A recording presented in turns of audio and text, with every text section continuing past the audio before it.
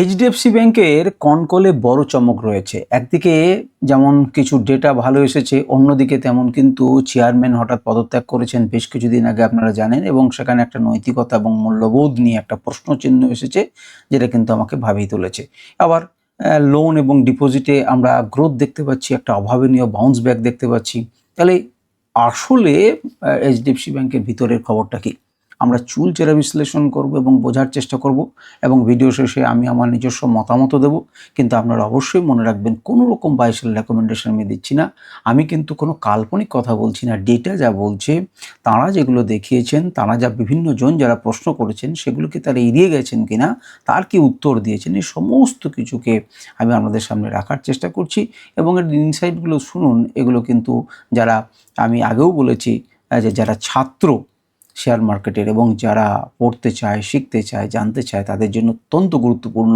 এই যে এখানে সমস্ত কিছু কিন্তু বলা রয়েছে, বড় বড় অ্যানালিস্টরা প্রশ্ন করছেন, তারা উত্তর নিচ্ছেন।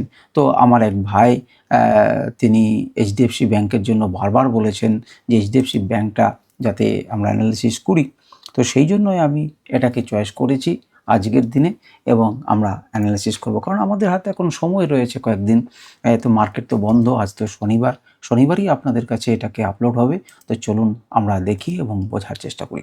আমরা যেগুলো পরপর এই ভিডিও তো করবো, আপনাদের জানা প্রথমেই উচিত। দেখুন, টেকনিক্যাল টার্মসে কিছু ব্যাখ্যা থাকবে। এটা গুরুত্বপূর্ণ যে থ্রু আউট বারবার করে একই কথা বলতে ভালো লাগবে না। আর্থিক ফলাফল এবং বর্তমান অবস্থা কেমন কোম্পানিটির, আপনারা যারা কনকলের দেখেছেন, তারা আমি এইভাবেই ভাগ করি। ম্যানেজমেন্টের গাইডেন্স এবং ভিশন কীরকম আমাদের জানা দরকার। মূলধনী ব্যয় এবং ঋণ পরিস্থিতি কীরকম, যে তার কোন জায়গাতে তারা ব্যয় করছেন এবং তার জন্য ঋণের পরিস্থিতি কীরকম। প্রশ্নোত্তর পর্ব বিভিন্ন জন করেছেন, সেখান থেকে কয়েকটা প্রশ্ন আমি বেছে নিয়েছি এবং সেগুলোকে দেখেছি যে গুরুত্বপূর্ণ কতটা, কিভাবে উত্তর দিয়েছে তারা, কতটা কি, সেটা নিয়ে আলোচনা করেছি। দেখুন, ইন্ডাস্ট্রির হেডউইন্ডস এবং রিস্ক, কয়েকটা খাতের চ্যালেঞ্জ এবং ঝুঁকি নিয়েও আমি আলোচনা করেছি।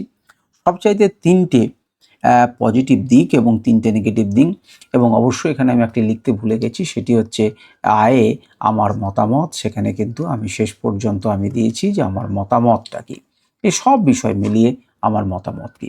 তো সেটাও আমি আলোচনা করেছি। তো প্রথমেই চটজলদি আমরা শুরু করে দিই যে দেখুন, কিছু টেকনিক্যাল টার্মের ব্যাখ্যা। অনেকেই হয়তো আপনারা জানেন না, অনেকেই হয়তো জানেন, অনেকে হয়তো শিখছেন, অনেকে হয়তো আগে থেকেই জেনে নিয়েছেন। এনআইআই, নেট ইন্টারেস্ট ইনকাম, যখন এই কথাটা বলা হবে, তো ব্যাংক কি করে? ব্যাংক ঋণ দিয়ে সুদ আয় করে। কাকে ঋণ দেয়? আমাদের মতো। এবং আমানতকারীদের যে সুদ দেয়, এই দুইয়ের মধ্যে পার্থক্য। অর্থাৎ আমি যদি এই বিষয়টাকে খুব বেশি ভাঙছি না, আমি আপনাকে বলছি, আপনি ডিপোজিট করলেন, 1,00,000 টাকা ব্যাংকে রাখলেন। এর পরিবর্তে আপনাকে ব্যাংক দিচ্ছে, মনে করুন 7%ই ধরলাম, 6% দিচ্ছে, আপনি 7% ধরে নিচ্ছেন, আপনাকে ইন্টারেস্ট দিচ্ছে। আর 1,00,000 টাকা কারো লোন চাই, সেই লোনটা তিনি নিলেন, তো তার কাছ থেকে মনে করুন 12% নিচ্ছে। তাহলে মাঝের যে 5%, এই টাকাটা সে পেলো কোথা থেকে? আমার কাছ থেকে পেলো। তাকে ঋণ দিল এবং মাঝখানের এই 5% তিনি নিচ্ছেন। তো এটাকেই বলা হচ্ছে নেট ইন্টারেস্ট ইনকাম। দ্বিতীয় নাম্বার হচ্ছে নিম। নিম হচ্ছে নেট ইন্টারেস্ট মার্জিন, অর্থাৎ ব্যাংকের নিট সুদের আয়কে তার মোট সম্পদের শতাংশ দিয়ে যদি আমরা প্রকাশ করি, তাহলে সেটা মার্জিন যত বেশি হবে, লাভ তত বেশি হবে। শুধু এটুকু জেনে নিন, কারণ এই বিষয়গুলোকে নিয়ে আবার যদি আমাদেরকে বসতে হয়, তাহলে পরে ভিডিওটি বিশাল বড় হয়ে যাবে এবং নিম নিয়ে একটি ভিডিও করা উচিত, আরও এ নিয়ে অবশ্যই ভিডিও করা উচিত। তো সেগুলো পরের কথা, ধীরে ধীরে আমরা আসবো। আরও রিটার্ন অন অ্যাসেটস, ব্যাংকের মোট সম্পদের উপরে লাভের হার কত, এটা কিন্তু ব্যাংকের একটা সার্বিক দক্ষতা এবং মাপার সেরা উপায়। জিএনপিএ, গ্রস নন পারফর্মিং অ্যাসেটস, অর্থাৎ ঋণ খেলাপি, মোট খেলাপি ঋণ কত, অর্থাৎ ঋণের পরিশোধ করেনি তার পরিমাণ কত, লোন দিয়েই গেছে কিন্তু ঋণের টাকা তুলে নিয়ে আসতে পারছে না, সেরকম কিছু কত রয়েছে। LDR, loan to deposit ratio, bank তার মোট জমানো আমানতের কত শতাংশ ঋণ হিসেবে দিচ্ছে, সবটাই কি দিয়ে দিচ্ছে, কতটা দিতে পারছে, কতটা রাখতে পারছে, এগুলো আমাদের জানা দরকার। ফ্লোটিং রেট লোনস, যে ঋণের সুদের হার বাজারের সুদের হারের সঙ্গে ওঠানামা করে, তাদেরকে আমরা ফ্লোটিং রেট লোনস বলছি। এই কটা মোটামুটিভাবে আমরা জেনে নিলাম, এবং ভিডিও চলতে চলতে আমরা আরও কিছু পরিমাণ আরও কিছু জিনিসকে সময়ের সঙ্গে সঙ্গে জানবো এবং বুঝবো। প্রথমে এইচডিএফসি ব্যাংকের বর্তমান ফলাফল, আর্থিক ফলাফল কেমন এবং বর্তমান অবস্থা কেমন, সেটাকে আবার কয়েকটা ভাগে ভাগ করেছি। তার মধ্যে একটা রেভিনিউ এবং প্যাট। তো দেখুন, 2026-এ ব্যাংকের নিট রেভিনিউ 13.6% বেড়েছে এবং হয়েছে 1912 বিলিয়ন। চারটিখানি ব্যাপার নয়, 1,91,220 কোটি টাকা হয়েছে। আপনি বুঝতেই পারছেন সাথে সাথে কিন্তু এইচডিএফসি ব্যাংক গোটা মার্কেটকে কন্ট্রোল করছে না। সুতরাং 13.6% কিন্তু তাদের ব্যাংকের নিট রেভিনিউ বাড়িছে। আর প্রফিট কত বেড়েছে, মানে প্রফিট আফটার ট্যাক্সের আগে ভিডিওতে বলেছি সেটা কত বেড়েছে না 10.9% বেড়ে 746.7 বিলিয়ন টাকা হয়েছে। শেষ কোয়ার্টারে 9.1% বেড়ে 192.2 বিলিয়ন হয়েছে। তো সুতরাং আমরা বুঝতেই পারছি রেভিনিউ এবং প্যাট কিন্তু ঠিকঠাকই আছে, ভালো বেড়েছে। অপারেটিং মার্জিন এবং আরওএ। অপারেটিং মার্জিন কেন, তার মানে আপনাকে তো জানতে হবে যে ব্যাংকে টাকা বেড়েছে ঠিকই, কিন্তু ব্যাংক যে খরচের যে ব্যাপারটা সেইটা কেমন কেমন করেছে এবং তার নিম কেমন। অর্থাৎ দেখুন ব্যাংকের নিট যে ইন্টারেস্ট মার্জিন সেটা কিন্তু খানিকটা কমেছে 3.38%। তাহলে এইটিকে কমলো কেন, সেটিকে ব্যাখ্যা করতে হবে যে এর মানে কি, কমে যাওয়া মানে কি। তবে একটা সবচাইতে ভালো বিষয় যেটা, সেটা হচ্ছে যে মার্জিন দেখুন কমে যাচ্ছে, নিম কমেছে, তার সত্ত্বেও কিন্তু ব্যাংকের লাভজনকতার আসল মাপকাঠি যেটাকে আরওএ বলা হয়, রিটার্ন অন অ্যাসেট, সেটা কিন্তু 1.96% বেড়েছে, যেটি আগে ছিল 1.94% পুরো বছরের জন্য। অর্থাৎ অত্যন্ত শক্তভাবে কিন্তু ব্যাংকটা দাঁড়িয়ে রয়েছে। মার্জিন কমে গেছে দেখুন, তা সত্ত্বেও কিন্তু এটা বাড়িয়ে রেখেছে। 3 নম্বর হচ্ছে লোন এবং ডিপোজিট গ্রোথ। দেখুন ব্যাংক যদি লোন না দেয় এবং তাতে যদি ডিপোজিট না হয়, লোক যদি সেখানে ফিক্সড ডিপোজিট না করে, তাহলে এফডি করবে, তবেই তো সেই টাকাটা তিনি লোন দেবেন, ব্যাংক লোন দেবে। সুতরাং এফডিও আসছে না, লোনও আসছে না, দুটোকেই কিভাবে মেনটেন করেছে সেটার পরিমাণ আমাদের জানা উচিত। এটা এই দারুণ ফলাফলের মূল কারণ হচ্ছে এই যে আমাদের এত বেশি প্রফিট রেভিনিউ করতে পেরেছে, সেটা হচ্ছে ভলিউম গ্রোথ। তো ভলিউম গ্রোথ মানে ব্যাংকের লোক এসেছে। কি লোক এসেছে না, ব্যাংক লোন বা ঋণ বিতরণ করেছে, কিন্তু গত বছরের থেকে 5.5% ছিল গত বছরে, লাফিয়ে সেটা 12% হয়েছে। মানে হিউজ লোক কিন্তু ঋণ নিয়েছে। তাহলে ঋণ যত দিতে পারবেন তার মাঝখানের নেট ইন্টারেস্ট ইনকাম সেটা বাড়বে এবং ব্যাংকের অন্যান্য আমানত বা ডিপোজিট বৃদ্ধি পেয়েছে 14.4%। তাহলে সেটাও কিন্তু কম টাকা নয়, 31,053 বিলিয়ন টাকা দাঁড়িয়েছে, যতটা পরিমাণ এফডি আছে। 14.4% লোক কিন্তু এখানে ফিক্সড ডিপোজিট করছেন এবং আপনি দেখুন যে 5.5% থেকে 12% ঋণও কিন্তু এইচডিএফসি ব্যাংকের কাছ থেকে নিচ্ছে। সুতরাং ইনকাম তাদের ঠিকঠাকই আছে। তো এনআইএম কমার কারণ কি, এই যে আমরা শিখলাম যে নিম কমে গেছে, তার কারণটা কি?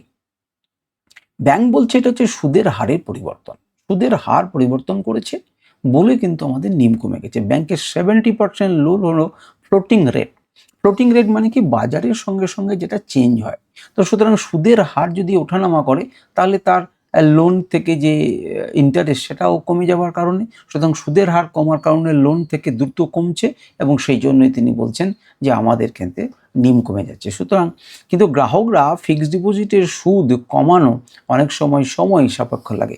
ফিক্সড ডিপোজিটের সুদ কিন্তু দুম করে আপনি কমিয়ে দিতে পারেন না, কিন্তু আপনি দেখবেন যে ফ্লোটিং রেটে যদি ঋণ নেন তাহলে কিন্তু সেটা বাজারের সঙ্গে ওঠানামা করে। তাহলে আমি কিন্তু মনে করুন যে 7% হারে আমি কি করছি না 7% হারে আমি লোন দিয়েছি, আমার করেছি, মানে ইন্টারেস্ট দিচ্ছি লোককে টাকা দিলে। উল্টো দিক থেকে আমি যে টাকাটা পাচ্ছি, অর্থাৎ ইন্টারেস্ট বাবদ লোককে লোন দেওয়ার জন্য, সেটি 12%, এটি দুম করে কমে কিন্তু 10% হয়ে গেল সময়ের সঙ্গে সঙ্গে। তাহলে এটাকে আমার মার্জিনটা কমে গেল, আগে 5% পাচ্ছিলাম, এখন 3% পাচ্ছি। তাহলে এটি যতক্ষণ না কমবে ততক্ষণ পর্যন্ত তো আমার লাভটা বাড়ছে না। কিন্তু সেটাই এনারা বলছেন যে 5 থেকে 6টা কোয়ার্টার কিন্তু আমার লাগছে, না করলে পরে কিন্তু আমি কিছু করতে পারছি না। সেই জন্য আমার কাছে কিছুটা সময় লাগবে এবং এই জন্যই কিন্তু আমার নিম কি হয়েছে, কমে গেছে। বোঝা গেছে বিষয়টা? এরপর হচ্ছে আরও স্থিতিশীল থাকার কারণ কি। একটা এইচডিএফসি ব্যাংকের ম্যানেজমেন্টের সবচাইতে বড় ম্যাজিক হচ্ছে যে আরওএটাকে চেয়ে কিন্তু স্থিতিশীল রেখে দিতে পেরেছে। মার্জিন কমলেও তারা অপারেটিং লিভারেজ ব্যবহার করেছে। অর্থাৎ তারা কিন্তু কি করেছে না খরচ কমিয়েছে ব্যাংকের। সেই জন্য মার্জিন কমে গেছে ঠিকই, কিন্তু আমি যদি খরচ কমাই তাহলে আমার লাভটা হবে। মানে মনে করুন যে আপনার ইনকাম কমে গেছে, আগে ছিল 10 টাকা, কিন্তু ঘর খরচ ছিল 5 টাকা, 5 টাকা আপনার সেভ হতো। এখন দুম করে আপনার ইনকাম কমে যে দাঁড়িয়েছে 9 টাকা, মার্জিন কমে গেল। তাহলে আপনি এক্ষেত্রে কি করে আবার 5 টাকাকেই আপনার সঞ্চয় করে রাখতে পারেন? তাহলে আপনার খরচ কমাতে হবে। তো ব্যাংকের অভ্যন্তরীণেই ব্যবহার করে সে খরচ কমিয়েছে এবং তার জন্য কস্ট টু ইনকাম রেশিও 40.5% থেকে কমিয়ে কি করেছে 39.9%। আর তাতেই কিন্তু এবং খেলাপি ঋণের যে প্রভিশন খরচ সেটাও কিন্তু কমেছে এবং এই খরচ কমার কারণেই কি হয়েছে, আরও স্থিতিশীল হয়েছে। সুতরাং আমরা বুঝতে পারলাম যে আরও স্থিতিশীল রেখেছে কীভাবে। তো বিনিয়োগকারীদের জন্য রেজাল্টটা কী? বিনিয়োগকারীদের জন্য রেজাল্ট হচ্ছে অত্যন্ত ভালো। এটা এমন নয় যে আপনি খারাপ বলতে পারবেন, অত্যন্ত ভালো এবং নিম কমাটা স্বাভাবিক, কিন্তু খরচ কমিয়ে আরও একে কিন্তু ভালো রেখেছে এবং 2%-এর কাছাকাছি ধরে রেখে প্রমাণ করেছে যে এইচডিএফসির ম্যানেজমেন্ট কতটা দক্ষ। এটা একটা গুরুত্বপূর্ণ লাইন মনে রাখবেন। ম্যানেজমেন্ট কিন্তু ধারণা করেছিল দেশের ওভারঅল ক্রেডিট গ্রোথ 10.5 থেকে 11.5%-এর মধ্যে থাকবে, কিন্তু তারা তার চেয়ে বেশি গ্রোথ দেখিয়েছে। সবচাইতে ভালো দিক হলো ঋণের চেয়ে ডিপোজিট বাড়ছে, ঋণ যত দিচ্ছে তার থেকে ডিপোজিট বাড়ছে, যা ব্যাংকের ব্যালেন্স শিটকে অনেক বেশি স্থিতিশীল করেছে। অর্থাৎ ব্যাংক আরও ইচ্ছা করলে পরে কি দিতে পারে, ঋণ দিতে পারে। আপনারা দেখেছেন যে 5 থেকে 12% হয়েছে আর এদিকে এসে 14.5% বাড়িয়েছে। সুতরাং অনেকটাখানি বাড়িয়েছে, এটা আমরা আগে দেখলাম। ম্যানেজমেন্ট গাইডেন্স এবং ভিশনকে অত্যন্ত জরুরি। একটা কোম্পানিতে যখন আপনি টাকা ইনভেস্ট করতে চলেছেন তখন সেটাকে যারা চালাচ্ছে তারা কি ভাবছেন, তারা কি কতটা দক্ষ, সেটা কিন্তু আমাদের জানার দরকার। তবেই তো আমি সেফ হাতে আমার টাকাটা দেব এবং তারা চালাতে সক্ষম হবে। আমরা কিন্তু কেউ বিচার করি না, আমরা দেখি যে এখানে কিনে নিলাম, এখানে বিক্রি করে দিলাম, এই সমস্ত বিষয়গুলো দেখি। তা কিন্তু নয়, আমাকে ফান্ডামেন্টালি স্টকটা সম্পর্কে জানতে হবে যে ভদ্রলোক এই গাড়িটাকে চালাচ্ছেন, ব্যাংকটাকে চালাচ্ছেন, তিনি কতটা দক্ষ। তো সেটাকে জানার জন্য আমাদের কিছু জিনিস রয়েছে, সেগুলোকে আমরা পরপর দেখছি। আগামী কোয়ার্টারে ম্যানেজমেন্ট একটা যে ছোট ব্যবসায়ীদের, যেটাকে বলে এনএসএমই, মানে ছোট স্মল মিডিল এবং স্মল যে ব্যবসায়িকগুলো রয়েছে তাদেরকে ঋণ দেওয়ার জন্য 18 থেকে 21% গ্রোথের লক্ষ্যমাত্রা রেখেছেন, যে তাদেরকে আমাকে বাড়াতে হবে এতটা। তবে এই জিওপলিটিক্যাল ইস্যু রয়েছে, বৈশ্বিক মানে আমাদের অস্থিরতা রয়েছে, তার কারণে কিন্তু কর্পোরেট ক্ষেত্রে আগামী দিনে কিছু মাসে এটা ধীর গতিতে থাকতে পারে, যতটা বলছেন ততটা কিন্তু নাও হতে পারে। এইচডিএফসি ব্যাংকের আমাদের মার্জার সিনার্জি, এটা গুরুত্বপূর্ণ একটা জিনিস, অত্যন্ত গুরুত্বপূর্ণ, সময়ের সঙ্গে সঙ্গে বুঝতে পারবেন এবং আমি বোঝাবো। এইচডিএফসি লিমিটেডের সাথে মার্জারের বড় সুফল এখন কিন্তু দেখা যাচ্ছে। তো সেটা কি হচ্ছে না, আগে পাওয়া হোম লোনগুলো গ্রাহকদের মধ্যে লায়াবিলিটি অর্থাৎ ব্যাংক অ্যাকাউন্ট যে পেনিট্রেশন 36% থেকে বেড়ে 50% হয়েছে এবং নতুন যে হোম লোন গ্রাহকদের 98% কিন্তু ব্যাংক অ্যাকাউন্ট খুলেছেন এই ব্যাংকে। তো সেটার জন্য কি হয়েছে না, এটার সুবিধা হয়েছে, ভালো সুবিধা হয়েছে, আমরা আস্তে আস্তে বুঝবো। নতুন প্রযুক্তিকে ব্যবহার করছেন ব্যাংক, অর্থাৎ এআই এর পিছনে কিন্তু প্রচুর টাকা তারা ব্যয় করছেন এবং অলরেডি তারা ইউনিফাইড এআই প্ল্যাটফর্ম তৈরি করেছেন। 5টা কেস অলরেডি চলছে এবং 14টা কিন্তু পাইপলাইনে আছে, অর্থাৎ এখনো পর্যন্ত হবে কাজ চলছে।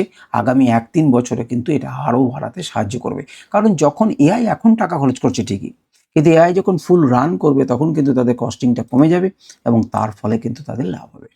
অসাধারণ ক্রস সেলিং ব্যাপারটা কি বোঝেন? আগে হোম লোন যখন নিতেন নেওয়া গ্রাহকদের 36% ব্যাংক অ্যাকাউন্টে ছিল, সেটা এখন কত হয়েছে 50%। একটু আগে আপনাদেরকে বললাম, আগে ছিল 36%, এখন সেটাকে 50% করেছে। তার মানে আমি কিন্তু সেল করতে পারছি, যারা হোম লোন নিচ্ছ যাও আমার ব্যাংকে একটা অ্যাকাউন্ট খুলে নাও।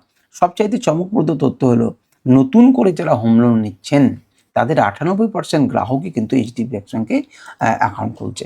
তাহলে আজকে তারা লোন নেবার জন্য এইচডিএফসি ব্যাংকে খুলছেন, কিন্তু পরে তারা কি করবেন, এই ব্যাংকটা তো তারা ব্যবহার করবেন না, তাহলে কিছুটা পরিমাণে একটা ডিপোজিট হলেও তাদের আসতে পারে।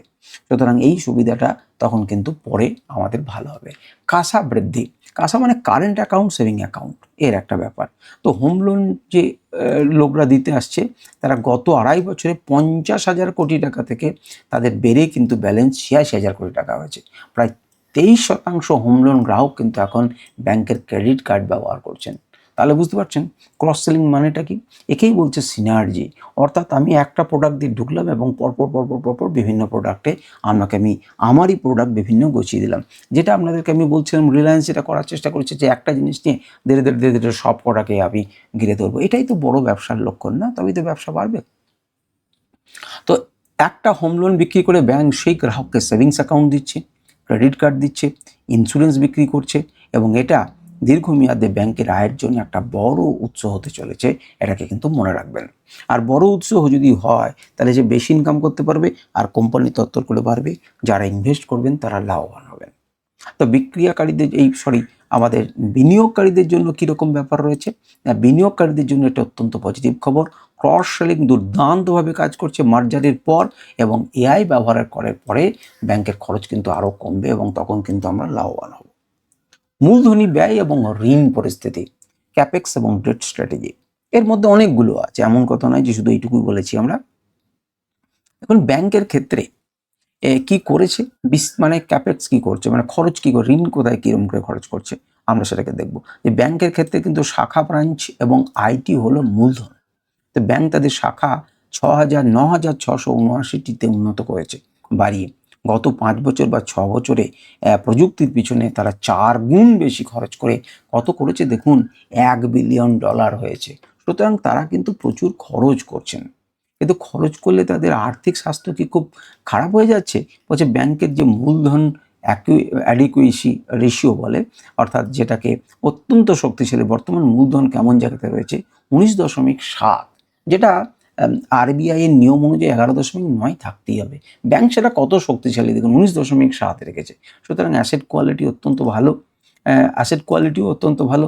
খেলাপি ঋণ যে ব্যাপারটা, সেটা কিন্তু দেখুন 1.15%, এবং যদি কৃষি ঋণকে বাদ দেন, কৃষি ঋণ মাঝে মাঝেই শোধ করতে পারে না, ছেড়ে দেয়, কৃষি ঋণকে যদি বাদ দিয়ে দেন তাহলে 0.91%, সেটা প্রায় ন্যায়ের বরাবর। এটা ইন্ডাস্ট্রির অন্যতম সেরা। এছাড়া যে কোনো অর্থনৈতিক ধাক্কা সামলাতে 125 বেসিস পয়েন্টের এক্সট্রা প্রভিশন বা ক্যাশ বাফার রেখেছেন। সুতরাং ব্যাংকের কিন্তু বাকি সব অত্যন্ত শক্তিশালী।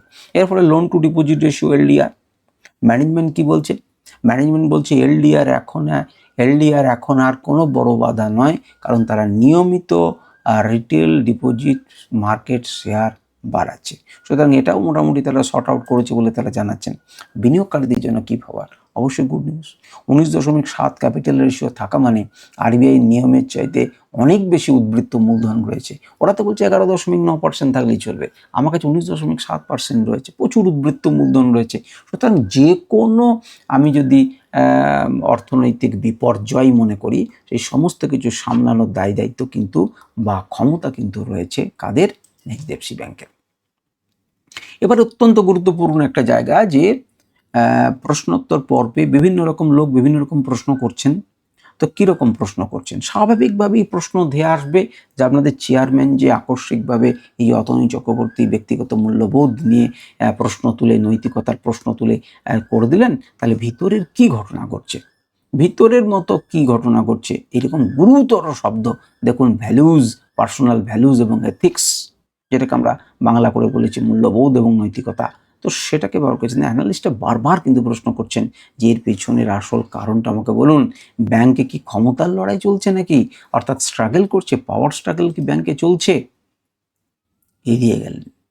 ম্যানেজমেন্ট টিম কিন্তু এড়িয়ে গেছে নতুন অন্তর্বর্তী চেয়ারম্যানকে, কেমিস্ট্রি এবং সিইও আমাদের শশী জগদীশন এই বিষয়টাকে খুব সতর্কতার সঙ্গে এড়িয়ে যান। তারা বারবার দাবি করেন যে বোর্ডে কোনো ক্ষমতার লড়াই নেই।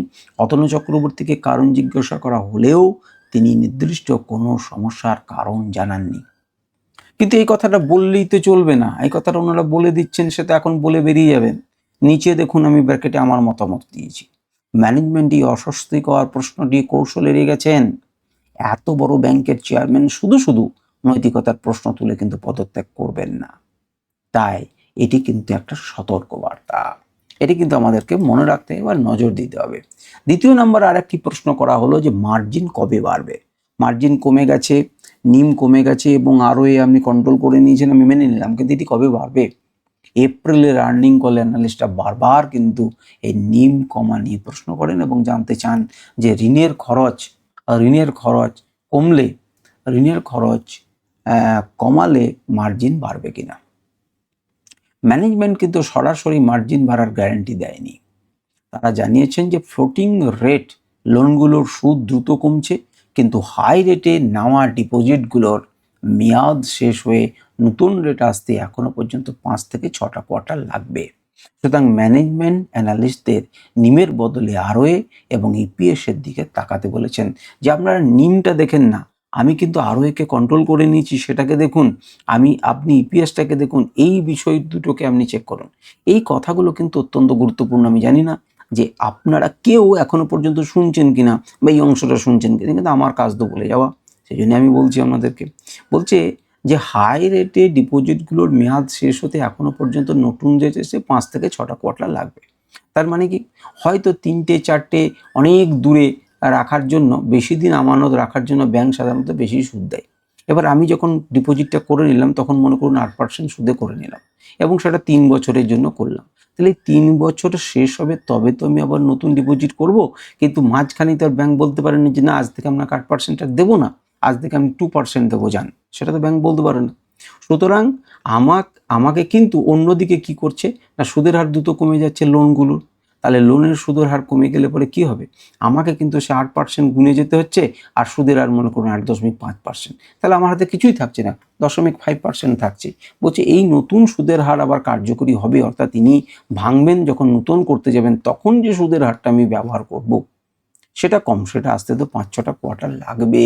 সুতরাং আমি কি করব, আমার কিছু করণীয় নেই, তার পরিবর্তে আমি অন্য কিছুকে কন্ট্রোল করে ম্যানেজ করছি। আপনারা সেই দিকে নজর রাখুন। বিনিয়োগকারীদের জন্য কিন্তু আমার প্রভাব আপনারা দেখতেই পাচ্ছেন, কোশন দিয়েছি। ম্যানেজমেন্টের এই ডিফেন্সিভ উত্তর থেকে বোঝা যায় যে আগামী কয়েক কোয়ার্টার নিম বা মার্জিনের উপরে চাপ কিন্তু অব্যাহত থাকবে, কোনো পরিবর্তন হবার কারণ নেই। কারণ তা যদি হতো তাহলে দেনেন দিয়ে তারা কিন্তু কি করতেন জানিয়ে দিতেন। এবারে চলে আসুন ঝুঁকি কি রয়েছে ইন্ডাস্ট্রিতে, ওই যে ব্যাংকিং সেক্টরে। প্রথম নাম্বার জিওপলিটিক্যাল এবং একটা সামষ্টিক অর্থনীতি। চারিদিকে যেটা চলছে, ভূ রাজনৈতিক অস্থিরতা, ইরান, ইসরায়েল, হামাস, ইউক্রেন, একদম প্রচুর রকম ঝামেলা। কারণ এর কারণে কর্পোরেট ঋণের চাহিদা আগামী কয়েকদিনে কিন্তু কিছুটা ধীর গতি হতে পারে। কারণ চারিদিকে যদি ব্যবসার সম্প্রসারণ না ঘটে, পরিস্থিতি কম ভালো না থাকে, তাহলে ঋণ নেবে কে? আর কর্পোরেটরা তো বড় বড় ঋণ নেয় না, আপনি আমি লাখ টাকার ঋণ নিই, কিন্তু কর্পোরেটরা যে বড় বড় ঋণ নেয় সেই ঋণটা ধীরগতি হয়ে যাচ্ছে। তার ফলে আমি যদি ঋণ না দিতে পারি, তাহলে বা ভবিষ্যতে আমার একটু চাপে থাকবে, আর আমার ইনকাম তো ঋণ দিয়েই মেনলি। সুদের হারের ওঠানামা, দেখুন বিশ্বে তেলের দাম এবং যুদ্ধের কারণে সুদের হার কমার প্রক্রিয়া আপাতত স্থগিত রয়েছে।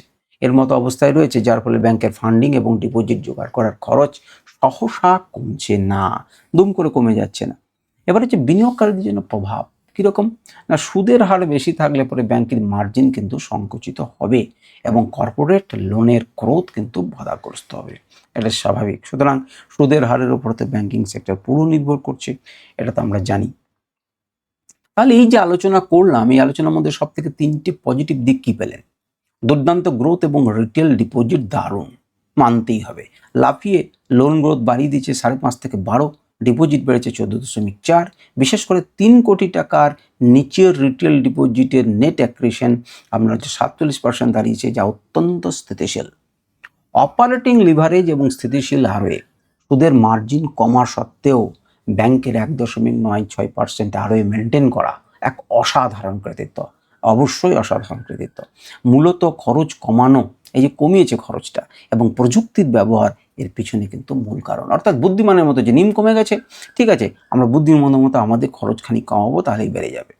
মার্জার এবং ক্রস সেলিং করছে, ওর খুব ভালো জিনিস। অর্থাৎ তোমার কাছে ঢুকবো একবার, আমি সমস্ত কিছু দিয়ে দেবো এবং দীর্ঘমেয়াদী কিন্তু আমি একটা আয়ের উৎস কিন্তু করে নিচ্ছি। এবার 3টে নেগেটিভ দিক কি, তার মধ্যে প্রথমেই তো থাকবে চেয়ারম্যানের পদত্যাগ, নৈতিকতার অভাব দেখিয়েছে, 4টিখানি বিষয় নয়, লোকে অনেকে বিশ্বাস নাও করতে পারে, এবং এটি একটি বড় রেড ফ্ল্যাগ নিঃসন্দেহে। মার্জিনের উপরে চাপ, নিম কম্প্রেশন, অবশ্যই 70% ঋণ রেট ফ্লোটিং রেট হওয়ার কারণে দ্রুত কমছে, আমরা সেটাকে আলোচনা করলাম, এটা একটি খারাপ দিক। আর কর্পোরেট ঋণের সাময়িক ধীরগতি, এই যে জিওপলিটিক্যাল ইস্যু চলছে তার জন্য এরা তো ঋণ নেবে না, এবং তার জন্য একটা চাপ আসবে তার কারণে মোটামুটিভাবে। তো সব মিলে কি দাঁড়ালো তাহলে? তারপর এইচডিএফসি ব্যাংকের আমার যে মতামত, কোয়ার্টারে যে ডেটা কিন্তু প্রমাণ করছে ব্যাংকটি অপারেশনাল এবং ফান্ডামেন্টাল দিক দিয়ে একটা পাওয়ার হাউস, নিঃসন্দেহে।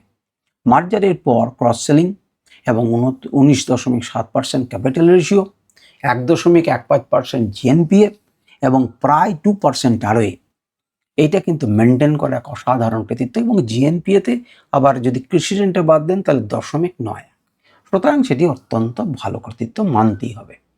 দীর্ঘমেয়াদে যদি রিটেল বিনিয়োগকারীদের জন্য এটা অত্যন্ত সলিড এবং একটা সেফ স্টক, যা ধীরে ধীরে কিন্তু নিশ্চিতভাবে কম্পাউন্ডিং করবে। আমি কোনো বাই এবং সেল রেকমেন্ডেশন দিচ্ছি না, ডেটা যা বলছে তাই আমি আমাদেরকে বলছি। কোনখানে কিনবেন, কোনখানে বিক্রি করবেন, কেনা উচিত কি কেনা উচিত না আমি বলছি না, এটা যেটা রেজাল্ট আসে সেটাই আমি বলছি। তবে শর্ট টার্মে চেয়ারম্যানের পদত্যাগ এবং মার্জিনের প্রেশার কারণে স্টকের উপরে কিছুটা ভলাটিলিটি বা ওঠানামা দেখা যেতে পারে। সুতরাং একবারে বড় বিনিয়োগ না করে ধাপে ধাপে বিনিয়োগ করা কিন্তু বুদ্ধিমানের কাজ হবে। তো সাময়িক কিছু চ্যালেঞ্জ আমাদের রয়েছে, সেই কারণের জন্য আবার আমি একবার লিখেছি যে এইচডিএফসি ব্যাংক কিন্তু ভারতের অন্যতম একটা শক্তিশালী প্রতিষ্ঠান। তবে শর্ট টার্মে চেয়ারম্যানের ইস্যু স্টকের দামে কিছু ভলাটিলিটি দেখা যেতে পারে। তো এই হচ্ছে সামগ্রিকভাবে এইচডিএফসি ব্যাংকের আমাদের কনকলের অ্যানালিসিস। আশা করি যারা মন দিয়ে শুনবেন তারা তো অনেক কিছু বুঝবেনই, তার সঙ্গে ভালোও লাগা উচিত যদি আপনি শেয়ার মার্কেটের একজন ছাত্র হয়ে থাকেন এবং এই বিষয়গুলো জানার দরকার থাকে। দেখুন, এই জিনিসকে আমি বললাম আপনাদেরকে কিন্তু নিয়মিত শুনতে হবে, তবে কিন্তু অনেক জিনিস আসবে যেগুলো অত্যন্ত ইম্পর্টেন্ট, এবং কেবলমাত্র এই চার্টে 5,000 টাকা লাগিয়ে অপশন ট্রেডিং করা কিন্তু এটা নয়। আরও অনেক গভীরের জিনিস আপনারা আশা করি বুঝতে পারছেন, এবং অনেক কিছু জিনিস শেখার আছে। অনেক কিছু জানা শেখার আছে, সেটা কিন্তু একদিনেই একটি ভিডিওতে আমি সমস্ত কিছু করে দিতে পারবো না। তার জন্য নিয়ম করে শিখতে হবে, বুঝতে হবে এবং সময় লাগবে। তো যাই হোক, আপনারা যদি কেউ শুনে থাকেন, যদি কেউ সমগ্র শুনে থাকেন, তাহলে কমেন্ট করে জানান। তাহলে এই যে 26 মিনিট 27 মিনিটের এতক্ষণ থেকে একটা বকবকানি এবং এত রিসার্চ করে রেজাল্টগুলো বার করানো, তাতে আমার মনে হবে যে না, অন্ততপক্ষে আপনারা আমার সঙ্গে আছেন এবং আমার ভালো লাগছে। আজকের ভিডিও পর্যন্তই। নমস্কার, ধন্যবাদ।